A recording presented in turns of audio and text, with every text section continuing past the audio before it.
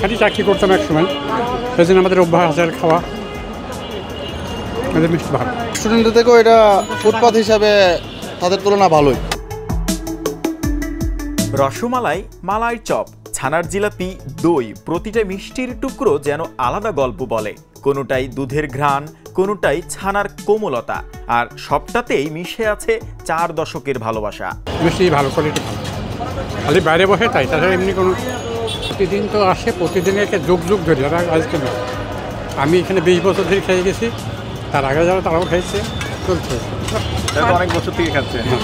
রেস্টুরেন্টে নিয়ে বসে অনেক খরচ, এজন্য তাদের খরচ কম, এজন্য তারা একটু তাদের থেকে ভালোটা খাওয়াতে পারে। শরীয়তপুর থেকে প্রতিদিন আসে দুধ আর ছানা।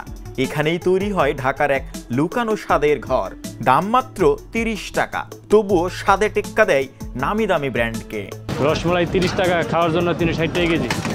মালাই চপ লোবনে 60 টাকা পিস, 600 টাকা কেজি। ছানা 500 টাকা কেজি, 30 টাকা পিস। রসগোল্লা 280, 30 টাকা পিস। ল্যাংচা 360, 30 টাকা পিস। চমচম 320, 30 টাকা পিস। লাড্ডু 320, 20 টাকা পিস। সাদা 280, 20 টাকা পিস। কালো 20 টাকা পিস, 280 টাকা কেজি।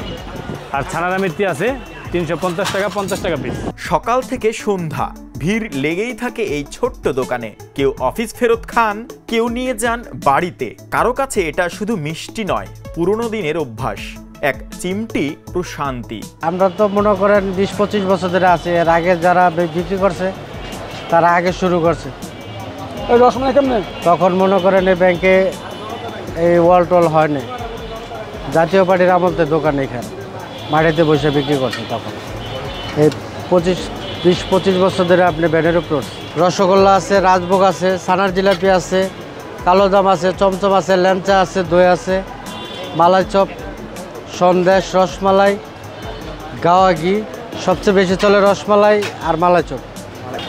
নিজেরা বানায় নিজেরা বিক্রি করে। নাম নেই, তবু পরিচিতি আছে হাজার মানুষের মুখে। এই দোকান প্রমাণ করছে ভালোবাসা আর সততার মিশ্রণে সবচেয়ে মিষ্টি রেসিপি। জয় ক্রিস্টোফার বিশ্বাস, দ্য নিউজ, ঢাকা।